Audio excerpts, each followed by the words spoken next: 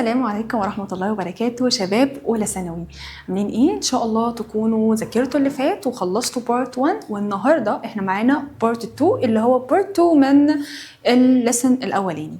تمام؟ بفكركم إن أنا معاكم إن شاء الله مس شروق في مارس ريفيجن. هنبدأ إن إحنا نراجع مع بعض مراجعة مارس، هنكمل مراجعة مارس.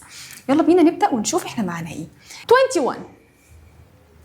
What might happen if there were no RNA in the cell؟ يعني لو نمنا صحينا في مرة لقينا نفسنا بنقول يا جماعة احنا عندنا DNA بس، يا ترى كان ايه اللي هيحصل؟ وليه اصلا الانسان عنده DNA وعنده RNA؟ ما طالما ال RNA كده ممكن يحصل له ميوتيشن في اي وقت، والميوتيشن دي تعمل لي مشكلة كبيرة جدا، وهو اصلا ملهوش دعوة بالجينز. طب انا بستخدمه في ايه؟ ال RNA ده مهمته كبيرة جدا. ايه اللي بيحصل؟ انا دلوقتي عندي الدي ان اي دوت اللي شايل كل الانفورميشن بتاعتي وكل المعلومات بتاعتي وكل الجينز وكل حاجه محتاجه اعملها في جسمي موجود جوه السيل. طب ما انا عشان اطلع منه حته ابدا ان انا اعملها بروتين، والبروتين دوت يديني مثلا فور اكزامبل لون العين. يعني انا لون عيني بني، طب انا لون العين البني ده ظهر ازاي؟ ما هو الجين بتاع لون العين البني ده موجود جوه النيوكليس بتاعت السيل. طب ما انا عايزه اطلعه من جوه عشان اعمله. مين اللي بيعمل ده؟ الار ان اي. الار ان اي بيخش ياخد كوبي كده، يعمل كوبي كده لنفسه من الدي ان اي ويطلع بره في السيتوبلازم، يحصل له ترانسليشن، يترجم ويديني البروتين بتاع لون العين، فيطلع لون عيني بني. غيري هيطلع لون عينه ازرق. طيب لا انا عايز اكزامبل تاني بس. تعالى شوف مثلا انا دلوقتي واحد شعري طويل. طب انا كراجل وشعري طويل دوت، شعري الطويل ده جه منين؟ جه ازاي؟ ايه اللي حصل؟ بروتين برضو جوه جسمي، او مش بروتين بقى، ده جين جوه جسمي بيخلي شعري طويل، مش هيجي لي صلع وراسي وانا عندي 20 سنه. طيب الجين ده انا طلعته ازاي من جوه السيل؟ طلعته ازاي من جوه النيوكليس اصلا؟ الار ان اي دخلت عملت نسخه لنفسها، عملت كوبي لنفسها كده، وراحت واخده نفسها وطلع في السيتوبلازم، اترجمت لان انت يبقى شعرك طويل وهكذا. طب لو بقى ما بقاش عندي ار ان اي، يا ترى ايه اللي هيحصل؟ يلا بينا. البروتين سينثيس ويل ستوب، مش هيبقى عندي بروتينز.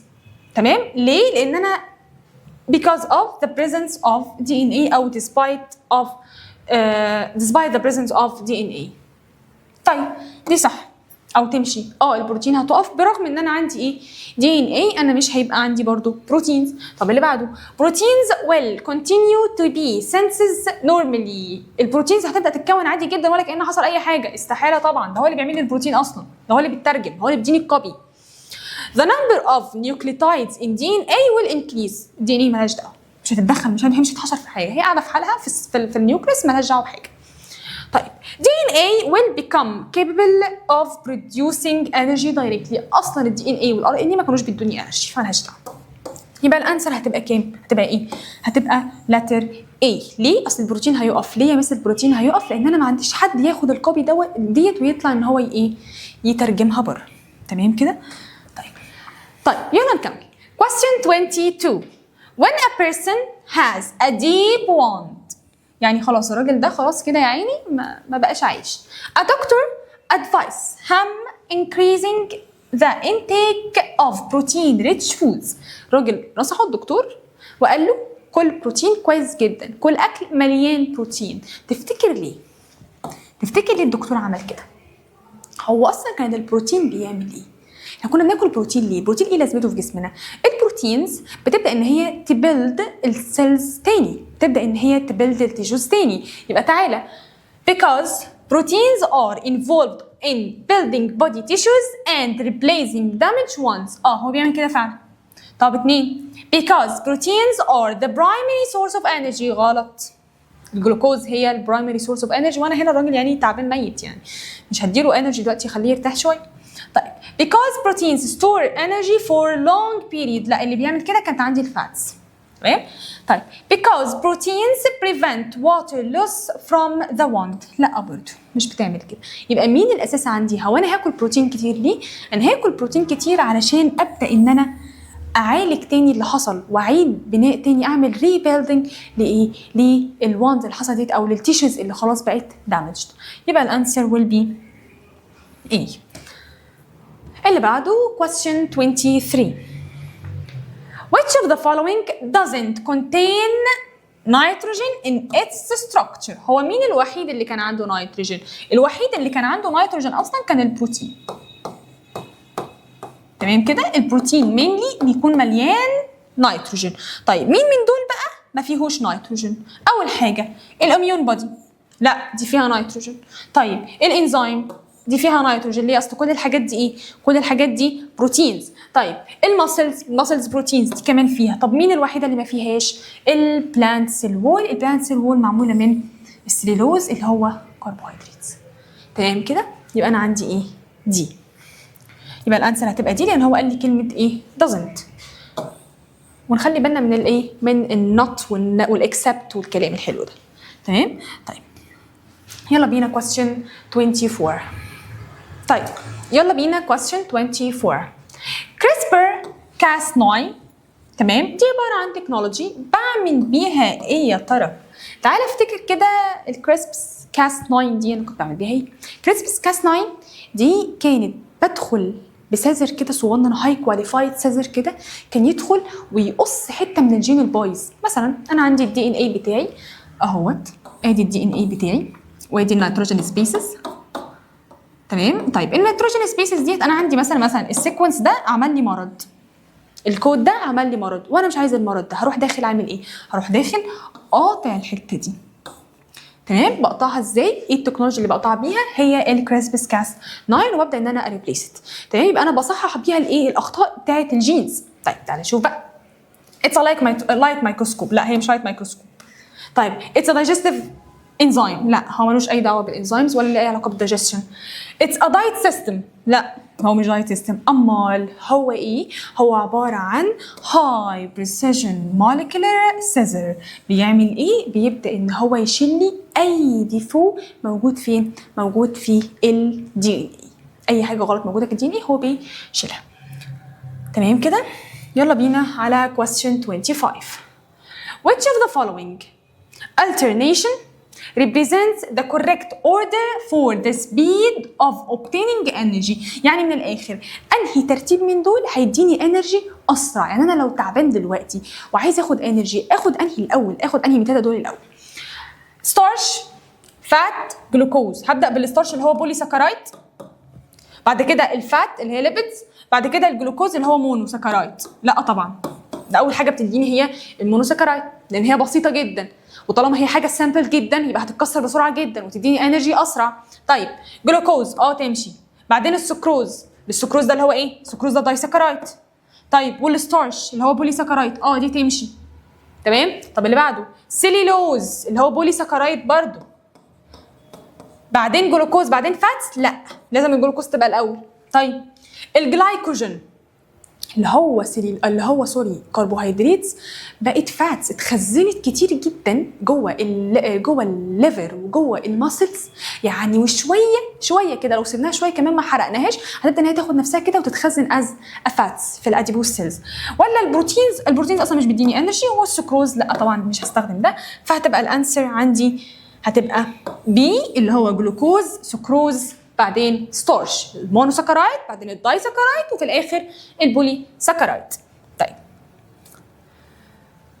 26 adjusting diet pattern based on a CGM اللي هو الكونتينوس جلوكوز مونيتور ديفايس improves. لما اعمل دايت معين بسبب الجهاز بتاع السي جي ام دوت، مع السي جي ام ده عمال يريكورد البلد ليفل الموجود عندي في الشوجر بلاد ليفل. تمام. طب فبالتالي هبدا اعمل دايت معين according to يعني القرايه بتاعه السي جي ام ده هيفيدني في ايه؟ او ده هيعمل لي امبروفنج في ايه؟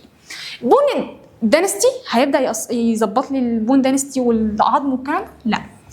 stability of energy level هيظبط لي الانرجي ليفل، كميه السكر اللي داخله قد ايه وبتديني انرجي قد ايه والكلام ده كله. طيب سبيد اوف ثينكينج اونلي هيأثر لي على السبيد بتاع او هيعمل لي امبروفنج للثينكينج والكلام ده؟ لا. هارت ريت؟ لا. يبقى انا عندي ايه الاجابه؟ هتبقى stability of energy level. هتبدا ان هي تخليني الانرجي ليفل بتاعتي بشكل ستيبل. تمام. كميه الشوجر اللي انا باخده بيديني كميه انرجي معينه انا عارفها. تمام كده. اللي بعده question 27. The basic unit for measuring caloric content. لو أنا عايزة أقيس الكالوريز اللي موجوده في اي حاجه عندي. البيسك بتاعتي ايه؟ كيلو كالوري بير جرام، كيلو كالوري بير جرام اللي هي سي. ده البيسك بتاعتي، البيسك يونت بتاعتي عادي جدا. الجرام ده في قد ايه من الكيلو كالوريز. تمام كده؟ فهتبقى الانسر عندي سي. طيب يلا اللي بعده question 28. Cellulose is involved in building cell wall. ماشي مش معترضين. while starch is for storage. ما ماشي برضه انت عايز تقول لي ايه؟ which of the following explains this difference. تعال نشوف ايه المختلف ما بين الاتنين دول. difference in the elements composing them. هل بسبب ان الاتنين مختلفين على بعض، مختلفين عن بعض في الكيميكال كومبوزيشن نفسه، في التركيب بتاعهم، في الاستراكشر؟ لا، ده الاتنين اصلا كربوهيدرات، فلا هم مش مختلفين عن بعض، يبقى دي غلط. difference in biological function. كل واحده ليها الفانكشن بتاعتها. ماشي هنحط جنبها صح ونشوف الباقي. presence of phosphorus in starch. لا ملوش اي علاقه. طيب solubility of cellulose in water. السلولوز مش بيدوب في الميه اصلا. تمام، يبقى انا عندي الانسر هتبقى ايه؟ بي. الانسر will be بي. تمام كده؟ طيب يلا على اللي بعده question 29. Question 29. Why does the cell not use glucose as a source of energy؟ ليه مش باخد الجلوكوز على طول واستخدم الانرجي بتاعته دايركتلي بعد ما يتكسر without an intermediate compound اللي هو الاي تي بي؟ ليه انا لما بكسر الجلوكوز باخد الانرجي اللي فيه دي وابدا ان انا احطها في اي تي بي بعدين استخدم الاي تي بي؟ طب ما استخدم الانرجي على طول مره واحده. تعالى نبص ونشوف. because glucose is a complex sugar. ما انا كسرته خلاص ما بقاش كومبلكس، انا لما اكسره تاني هيبدا ان هو خلاص يديني الانرجي على طول. طيب because glucose doesn't contain energy. مين ده اللي ما فيهوش انرجي؟ ده الجلوكوز مليان انرجي. طيب because ATP molecules have simple structure. عندها simple structure مالهاش علاقه. طيب اخر واحده because ATP represents a continuous and renewable energy. يعني ايه الكلام ده؟ تعالى كده بص، تعالى ادي الاي تي بي فيها كام فوسفاتيه؟ فيها 3 فوسفيت. حلو كده؟ طيب جيت انا فقدت واحده، لما انا جيت عايز اطلع انرجي رحت كسرت البوند اللي ما بين السكند والثيرد بوند، ما بين السكند والثيرد فوسفيت جروب، انا اسفه. فبالتالي هيبدا ان هو يتحول من 3 لايه؟ ل2. طب لما يتحول 2 هيبقى اسمه ايه؟ هيبقى اسمه ADP. طيب جيت انا بعدها بشويه كسرت الجلوكوز تاني، هودي الانرجي دي فين؟ هديها للاي دي بي، فالاي دي بي يرجع يتحول ل اي تي بي. فهو بقول عليه ان هو continuous and renewable energy source او energy يعني هو بيستور الانرجي بشكل دايم وبشكل مستمر. ليه؟ لان انا عندي الاي تي بي هشيل منه الانرجي هيتحول لاي تي بي، بعدين هياخد نفسه ويرجع تاني لاي تي بي، فهي سايكل. فالانسر هتبقى دي. ليه؟ لان هو continuous and renewable energy. طيب اللي بعده 30. يلا نكمل. Question 30. The unit most used to practice the measure of energy content in the food. هستخدم ايه؟ نفس ما قلت من شويه، هتبقى الكيلو كالوري في السؤال اللي قبل كده، كيلو كالوري بير جرام. كيلو كالوري بير جرام هو اللي بقدر ان انا اقيس بيها الجرام فيه قد ايه من الكالوريز، وكمان هبدا اقارن ما بينها وما بين الفود الثاني. تمام؟ طيب question 31. كايتين in insect، تمام، and cellulose in plant. مالهم بقى؟ شبه بعض في ايه؟ are similar in the function of. يلا بينا. both of them rebate source of energy. بيدوني energy. لا الاثنين مش بيدوني energy. ده اللي بيعمل لي الاكزوسكيلتون بتاع الانسكت، وده اكزوسكيلتون، وده السليلوز دوت اللي بيبقى موجود عندي فين؟ في في السيل وول، عشان تديني الديفاين شيب بتاعه. طيب يبقى لا هو مش بيعمل لي انرجي. طيب both are stored in the liver. لا مش بيتخزن في الليفر لان البلانت ما عندوش ليفر اصلا. both dissolve in water. لا مش بيديسولف in water. يبقى اخر واحده عندي ايه؟ both are involved in forming support structure. من الاخر بيعملوا لي ايه؟ structure كده بره عشان يبدا ان هو يسبورت. ايوه ده بيحصل. الاكزوسكيلتون بتاع الانسكت السكيلتون بتاعها او الدعامه بتاعتها اللي بتسبورت البادي بتاعها بتبقى موجوده من بره، تمام، اللي هي الحته بتبقى خشنه دي، لما تضرب اي حشره تلاقي ان هي بتطقطق كده كانك بتكسرها. فبتكسر ايه؟ الكايتين. طيب وكمان السيلولوز موجود على السيل وول علشان يخلي شكل البلانت سيل يكون ديفاين. كنا بنرسمها كده واحنا صغننين، وبنرسم جواها مين؟ السيل ممبرين اللي بياخد بقى اي شكل عندي، تمام. طيب الكويستشن اللي بعده 32. طيب الكويستشن اللي بعده 32. Proteins are distinguished from carbohydrates. هفرق ما بين الكربوهيدرات والبروتينز by the essential presence of the element. مين أهم element هيقدر يفرق لي ما بين البروتين وبين الكربوهيدرات؟ تعال نبص. الكربوهيدرات أصلا كان بيبقى فيها حاجتين مهمين جدا، تمام، كربون وهيدروجين، وهتلاقي معاهم واحد كده لازق فيهم على طول اسمه ايه؟ الأكسجين، تمام. حتى الجلوكوز لما كنا بنيجي نكتبه كنا بنكتب C6H12O6. طيب البروتينز نفس الكلام، هلاقي فيها كربون، هلاقي فيها هيدروجين، هلاقي فيها اكسجين، والزياده عندي نيتروجين. يبقى انا لو عايزه افرق ما بين الاثنين، انا عندي مين زياده؟ انا عندي النيتروجين زياده فين؟ في البروتينز. يبقى انا هدور هنا على النيتروجين، وهي دي الانسر بتاعتي. انا هفرق ما بينهم عن طريق الايه؟ النيتروجين، لان كلهم فيهم كربون وهيدروجين وايه؟ واكسجين، ايفن الفات بالمناسبه، تمام. طيب question 33. طيب يلا بينا. If you have 1 kilo cal, how much does the equal in كيلو جول؟ طيب لازم تبقى عارف ان ال 1 كيلو كالوري بتيكوال 4.18 كيلو جول. يبقى انا هعمل ايه؟ هو ان انا عندي واحد، خلاص هضربها في بعض. 1 times 4.18 هتيكوال كام؟ 4.18. طيب لو جه قال لي ان هما 2 هعمل نفس الكلام، تبقى 2 times 4.18 واشوف الرقم اللي هيطلع لي كام، وهكذا، تمام. يبقى الموضوع هنا بيسك خالص. ليه؟ لان هو قال لي ان هو 1 كيلو كالوري، فهتبقى ايه؟ 4.18 كيلو جول. طيب كده احنا خلصنا اول تايب من الاسئله عندي اللي هي المالتيبل تشوز كويستشنز. دلوقتي بقى هنبدا نكمل بايه؟ بالاساي كويستشنز، ودي مهمه جدا جدا جدا. طيب يلا بينا نبدا بالاساي كويستشنز. يلا بينا. اول حاجه عندي، اول كويستشن عندي give reason for the presence of 2 types of nucleic acids اللي هي الدي ان اي والار ان اي، دي ان اي والار ان اي in the living organisms. يلا بينا نشوف. يا ترى ليه انا عندي 2 types of nucleic acid؟ ودي انا اتكلمت فيها وشرحتها لما كنا بنحل من شويه في التشويسز. تعالى نبص ونشوف. اول حاجه انا عايزه اشوف الاستراكشر بتاع الدي ان اي والار ان اي. يلا بينا. ده الدي ان اي وده الار ان اي. الدي ان اي زي ما هو واضح عندي كده هو عباره عن دبل ستراند. يعني ايه كلمه دبل ستراند يا مس؟ يعني انا عندي 2، ادي واحد ماشي اهوت كده، تمام، وعندي ادي التاني.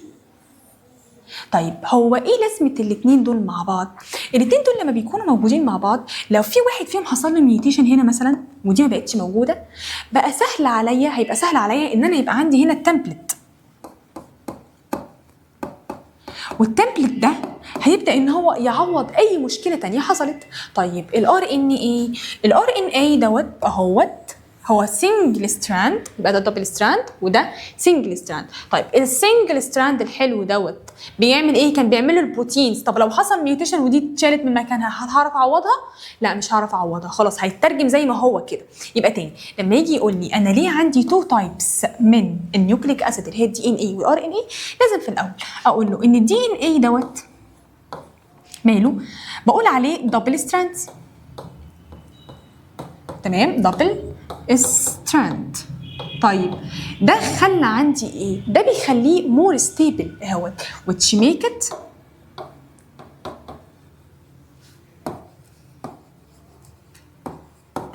مور ستيبل. هيخليه ايه؟ مور ستيبل. طيب هو انا كده يا مس هعرف ان انا اعمل بروتينز؟ لا. ليه؟ يبقى انا هنا ذا بروتين، البروتين سينثيس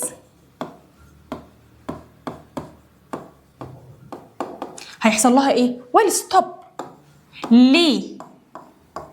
ليه؟ علشان هي بتكون safe in nucleus، مش هينفع تطلع. ليه؟ اصل انا لو طلعتها ايه اللي هيحصل؟ لو انا طلعتها ممكن في اي حاجه اي انزيم يخش يكسرها وخلاص كده، يبقى انا عندي مشكله فين؟ في الجينات. طب ده بالنسبه للدي ان اي.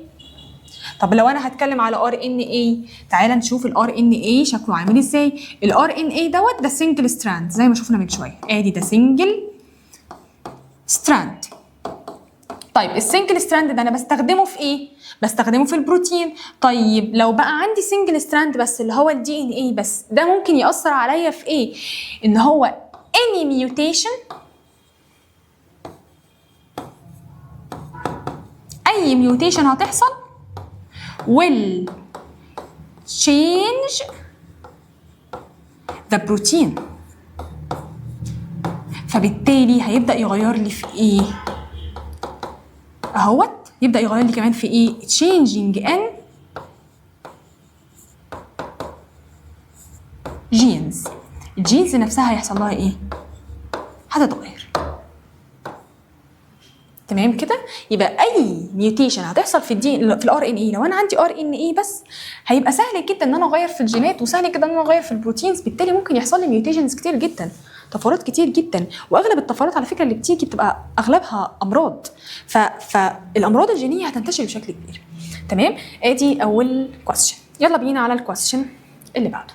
question 2. Proteins are necessary for building the body of living organisms. ليه البروتينز مهمة جدا لجسمي عشان تبني جسمي؟ ليه مهمة جدا؟ because بمنتهى البساطة بقى اهيت because it is the main compound that build the tissues أو the tissues، هي اللي بتعمل لي الايه؟ التيشوز اللي موجودة في جسمي. تمام كده؟ طيب يلا بينا على اللي بعده. question 3. يلا بينا. بيقول لي an electron microscope can see membrane proteins while the light microscope cannot. ليه الالكترون مايكروسكوب بقدر ان انا اشوف بيه الممبرينز بتاعت البروتينز لكن اللايت مايكروسكوب لا؟ ليه؟ ايه الفرق ما بينهم؟ الفرق ما بينهم بمنتهى البساطه ان انا عندي الالكترون مايكروسكوب، الكترون مايكروسكوب بيعمل ايه؟ الميكروسكوب دوت بيعمل ايه بمنتهى البساطه؟ الالكترون مايكروسكوب دوت بيعتمد بشكل اساسي على بيم اوف الكترونز.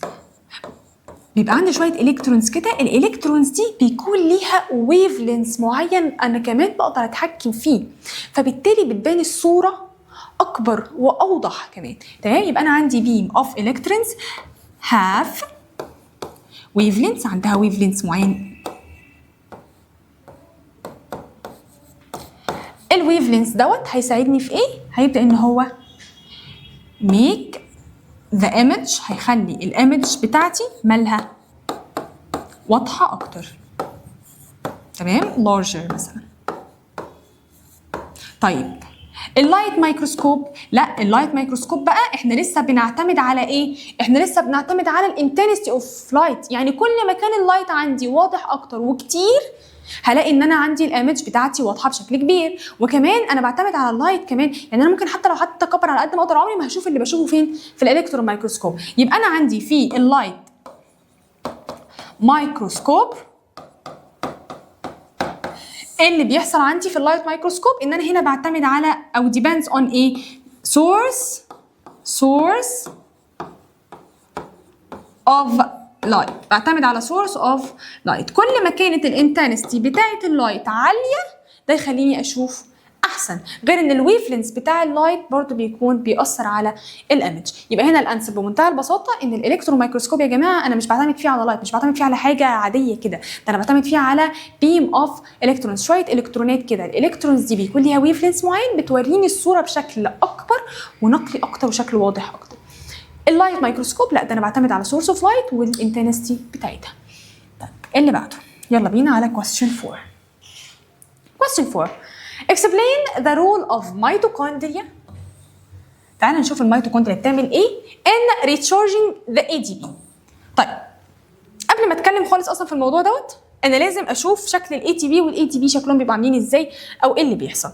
بص يا سيدي، انا عندي اصلا الاي تي بي والاي تي بي ده زي ما اتكلمنا من شويه ان الاي تي بي ده هو ادينوزين دايفوسفيت، يعني عنده كام فوسفاتيه؟ عنده 2. طيب التالتة دي اللي هتكون لي بعد كده الادينوزين ترايفوسفيت جت ازاي؟ اتكونت ازاي؟ البوند اللي في النص دي اتعملت ازاي؟ اتعملت بسبب الانرجي. كان عندي انرجي، الانرجي دي انا خدتها ربطت فيها مين او ربطت بيها مين؟ الفوسفاتيه الثالثه وايه؟ والفوسفات الثانيه. يبقى انا كده عملت ايه؟ بوند جديده. تمام؟ طيب تعالى بص هنا على الايه؟ على الصوره هنا. ادي الاي تي بي، ادي الادينوزين، وادي الترايفوسفات 1 2 3، وادي الاي دي بي، ده شكل الاي دي بي اهوت. ادي الادينوزين وادي الاثنين فوسفات اللي عندها. تمام كده؟ طيب حلو قوي. انا عايز اخزن الانرجي اللي عندي، انا عندي انرجي عايز اخزنها. تمام، هعمل بيها ايه؟ هاخد الانرجي ديت واروح رايح مديها لمين؟ مديها للاي دي بي. تاني الانرجي اللي عندي هروح واخدها ورايح مديها لمين؟ للاي دي بي. الاي دي بي ياخد الانرجي دي وياخد معاها مين؟ فوسفاتايه، يمسكهم يعملوا ايه في بعض؟ يربطهم. الانرجي بتعمل ايه؟ بتربطهم، فتحوله لي للايه؟ للاي تي بي. طيب انا عايز اريليس الانرجي دي، انا عايز استخدمها، ايه اللي هيحصل؟ عادي جدا هروح كسره البوند دي، هكسرها واطلع الفوسفاتيه بعيد والانرجي يحصل لها ريليسنج وتروح بقى للمكان اللي انا عايزه استخدمه علشانها ويرجع تاني لي اي دي بي. يبقى لو جه سالني وقال لي ازاي الميتوكوندريا بتعمل لي ريتشارجنج للاي دي بي، ما هي الميتوكوندريا ديت هي اللي بتطلع لي الانرجي. الميتوكوندريا بتعمل لي بروسيس اسمها جلايكوليسيس، هي اللي بتعمل لي سيلولار ريسبيريشن. يبقى تاني ليه ده بيحصل؟ اهو بمنتهى البساطه because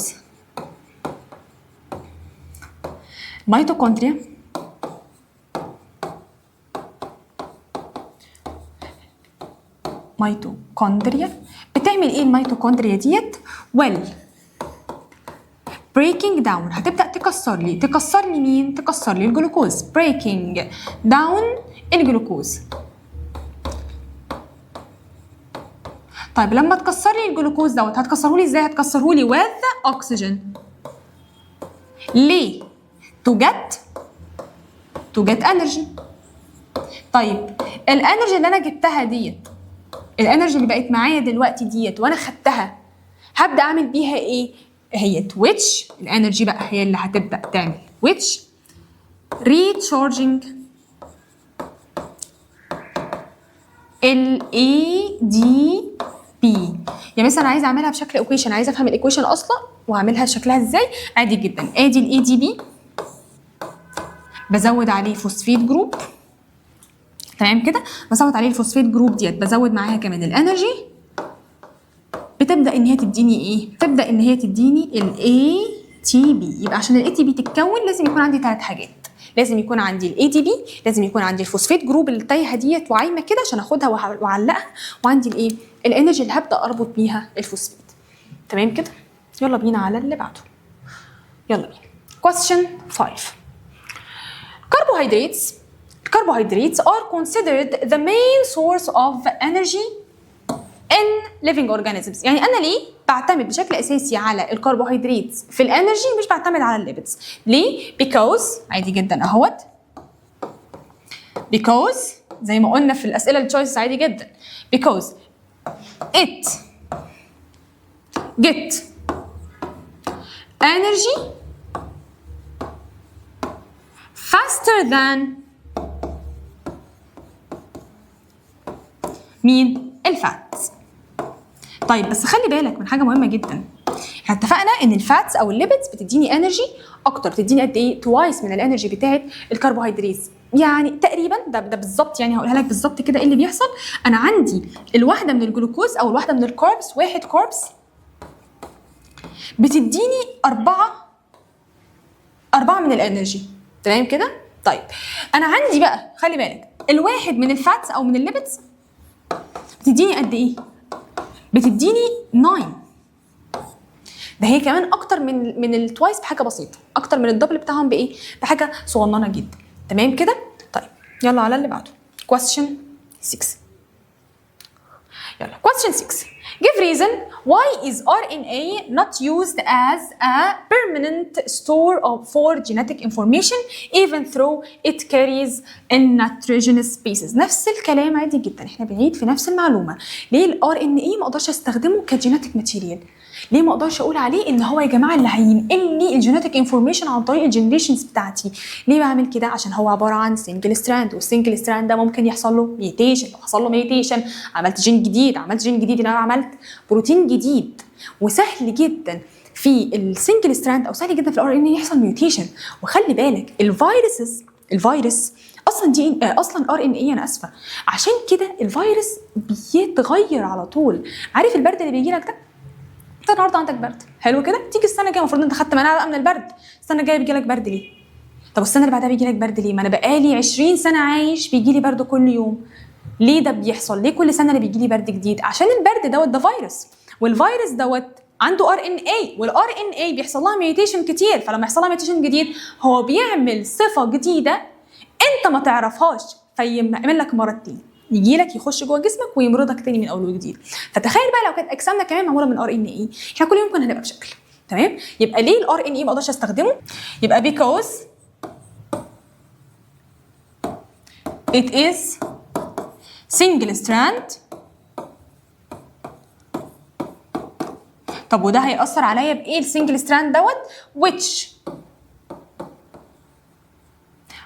is more capable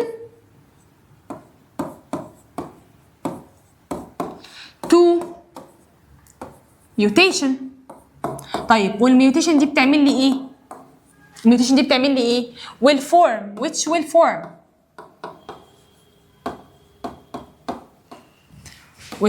form new genes and new proteins. ساعتها بقى تلاقي بقى ان عيالك بقى مش شبهك، وانت مش شبه اخوك، وتحسوا ان كلكم مش من نفس العيله. ليه؟ لان وانا بنقل والله الجينز بتاعتي، ما نقلتش دي ان ايه، ده انا كان عندي ار ان ايه اللي هو سنجل ستراند اللي حصل فيه ميوتيشن وهو بيتنقل اصلا. تمام كده؟ طيب يبقى دي الكويستشن ده ده الانسر بمنتهى البساطه. طيب اللي بعده question 7 الاول بعد كده. طيب يلا بينا على question 7. explain how CRISPR-Cas9 technology treats السيكل سيل انيميا. ازاي الCRISPR-Cas9 بتعالج لي مرض زي السيكل سيل انيميا؟ انا ما خدتش المرض ده ولكن ده مرض عندي، تمام؟ فانا عايز اعالج المرض ده. ازاي كنت بعمل كده؟ كان الCRISPR-Cas9 ده قلت لكم بيبقى عباره عن ايه؟ بيبقى عباره عن سيزر. السيزر ده بيكون ايه؟ بيكون قوي جدا وبيكون فعال جدا، تمام؟ فبقول ان هو because it has high precision scissor، تمام؟ which will remove the gene that didn't need. The genes didn't need. دي الجينز اللي أنا مش محتاجاها. تمام كده؟ حلو قوي. طيب question 8. uracil is absent in DNA and thiamine is absent in RNA. explain this sentence. تعالى شوف كده ايه الفرق ما بين الدي ان اي والار ان اي. طيب الدي ان اي بيتكون عندي النيتروجين سبيسيس بتاعته. انا عندي 4 تايبس من النيتروجين سبيسيس اللي هم ايه؟ اللي هم الادينين، ثيامين، سيتوزين، وجوانين. حلو كده؟ طيب والار ان اي في برضو 4 نيتروجين سبيسيس او 4 تايبس اللي هم ايه؟ ادينين، وبعد الادينين عندي مين؟ وده شيء مهم جدا، عندي اليوراسيل. تمام؟ طيب بعدين كمان عندي السيتوزين والجوانين. يبقى انا الاختلاف عندي فين؟ الاختلاف عندي ما بين الثيامين واليوراسيل. يبقى هو لما يجي يقول لي اشرحي لي الجمله اللي انا لسه كاتبها لك فوق ديت، ان اليوراسيل مش موجود في الدي ان اي والثيامين مش موجود في الار ان اي. بمنتهى البساطه هبدا ان انا اشرحها له عادي جدا. هقول له ان الدي ان اي اهوت، الدي ان اي contains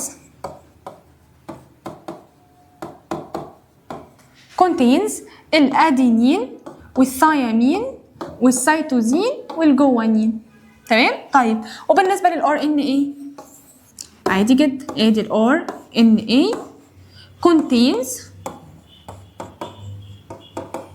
نفس النيتروجين سبيسيس، ادينين، يوراسيل، سيتوزين وجوانين. وهو ده الايه؟ الديفرنس، ان هم كل واحد فيهم عنده قد ايه؟ عنده 4 نيتروجين سبيسيس او 4 تايبس من النيتروجين سبيسيس، ولكن بتختلف ما بين الثيامين واليوراسيل.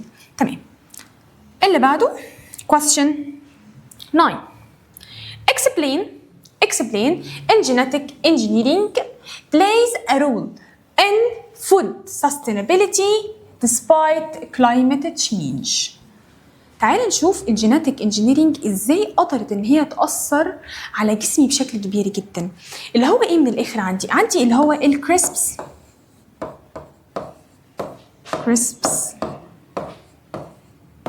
كاس 9 كان بيعمل ايه؟ ده كان بقول عليه ان هو هاي precision scissor. كان بيعمل ايه؟ which remove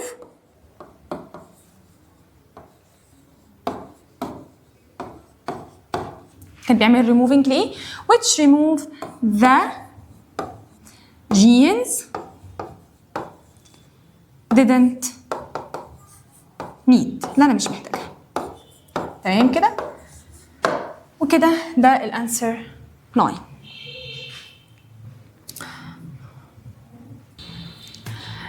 طيب كده نكون كمان خلصنا بارت 2. يعني كده من الاخر انت خلصت ليسون 1 كله. قسمته لك على كام بارت؟ على 2 بارتس. اول بارت اتكلمنا فيه على البايوسفير والانتجريشن بين البايوسفير وبقيه السفيرز، وفي البارت الثاني بدانا هنتكلم على ايه؟ على الكيميكال كومباوندز وازاي جسمي بيستخدم الكلام دوت وازاي استفدت منه بعد كده في العلم وكل الكلام الحلو ده. كده انت المفروض تكون بدأت تذاكر بقى وتلم الدنيا. اي سؤال عندك واي حاجة واقفة معاك اكتبها لي تحت في الكومنتس، هبدأ ان انا اشوفها وهرد عليك. اشوفكم على خير، السلام عليكم.